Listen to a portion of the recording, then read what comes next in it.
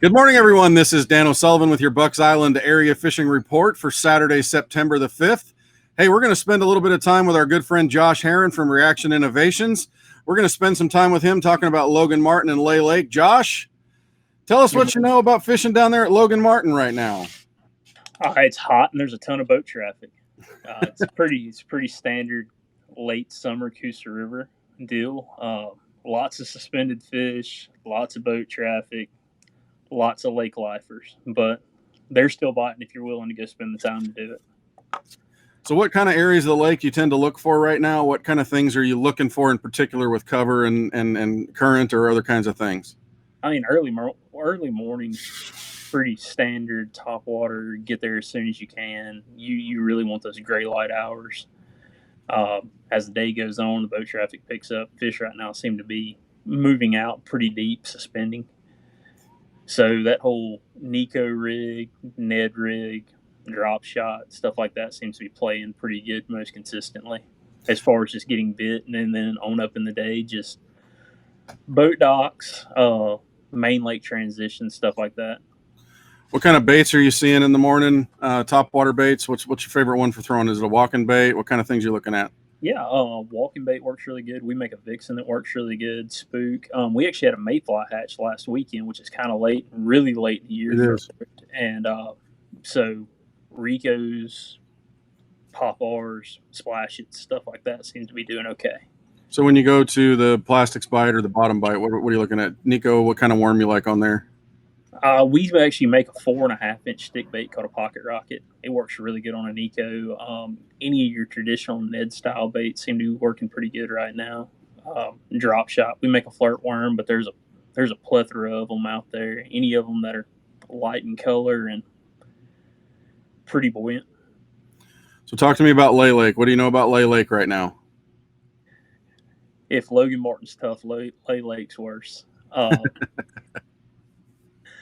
The introduction of Florida bass into Lay Lake over the years has really changed the dynamic of the lake. You've got a lot more fish offshore now than you have in past history. So you got, most of the time, this time of year, you'd see 17, 18 pounds of largemouth being pretty standard. But here lately, spotted bass have been pretty much dominating Lay Lake during the summer.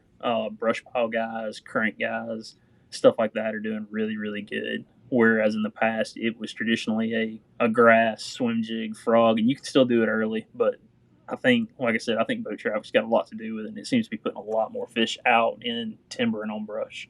Well, Josh, thanks for spending time with us. We'll catch up with you next week. Thanks, sir.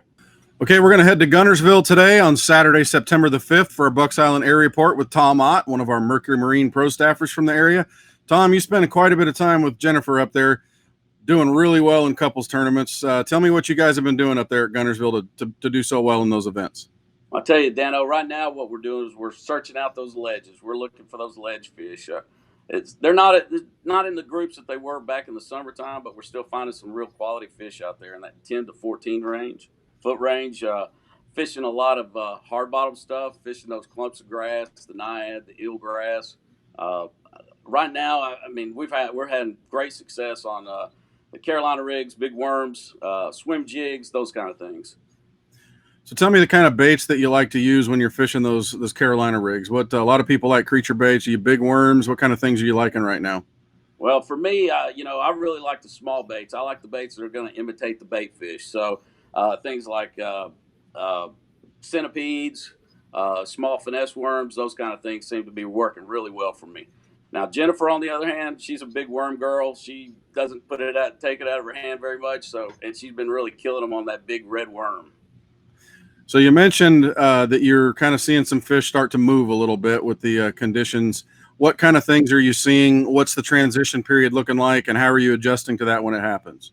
Well, I'll tell you, Dano, with these cooler nights, we're starting to see those fish really make a push and following the bait fish up into those shallower bays. So, your spinner baits, your swim baits, those things right there. That swim jig, like I said, I've had a lot of success personally on the swim jig here lately. But I'm really getting into the hard, small swim baits, 4-inch, 3.5-inch, the bull shads, the 6-inch bull shads, those kind of things are really starting to pick up.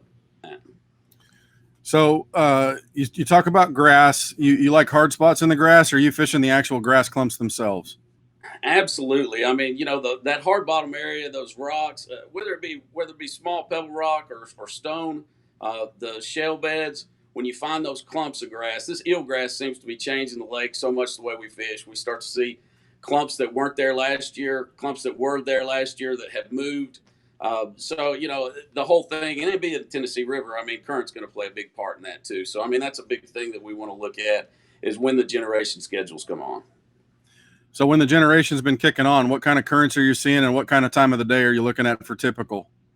Generally, I mean, we're seeing a couple of turbines running in the morning, so we're seeing anywhere between a 28 to a 40 flow. That seems to be really the best as far as I'm concerned. I like to throw that Carolina rig.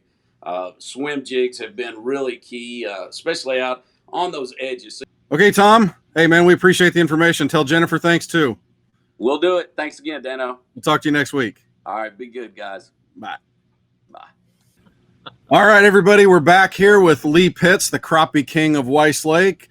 Lee spends a lot of time on Weiss Lake crappie fishing and bass fishing, and the same on Neely Henry.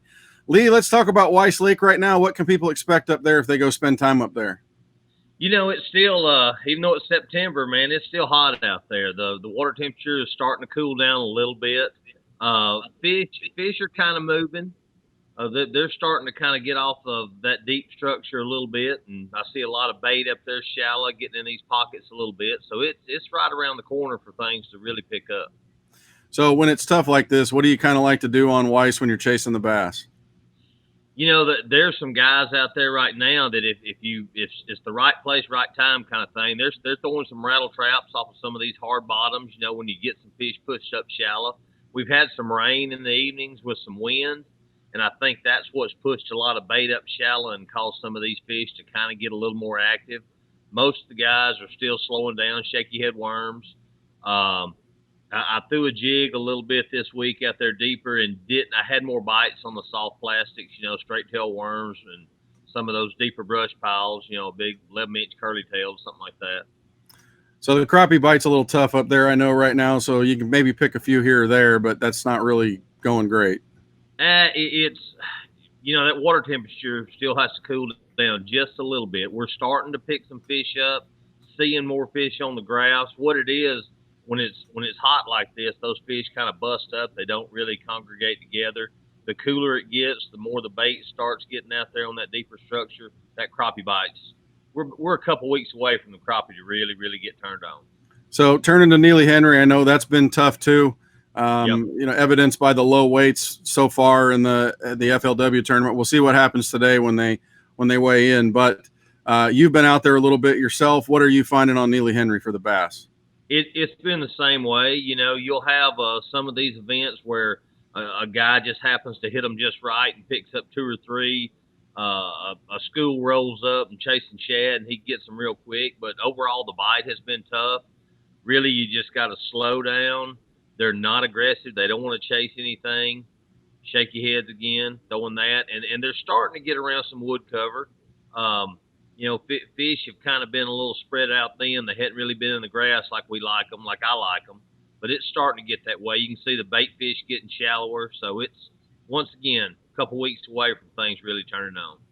And the crappie bite, we've heard of a few fish being caught, but overall it's going to be deeper docks. Maybe a little bit of brush off there, but overall it's been pretty tough. And I know that you're looking forward to that too. But Lee, thanks for spending some time with us today, and we'll look forward to talking to you next week right here on the Bucks Island Area Fishing Report. Guys, I always enjoy it. Thank you. All right, everybody, that wraps up our Bucks Island Area Fishing Report right here on Bucks Island social media channels. Like and subscribe if you want to catch up with us every week right here on these social media channels, and we'll give you the information for Weiss Lake, Neely Henry, Logan Martin, Lay, and Guntersville.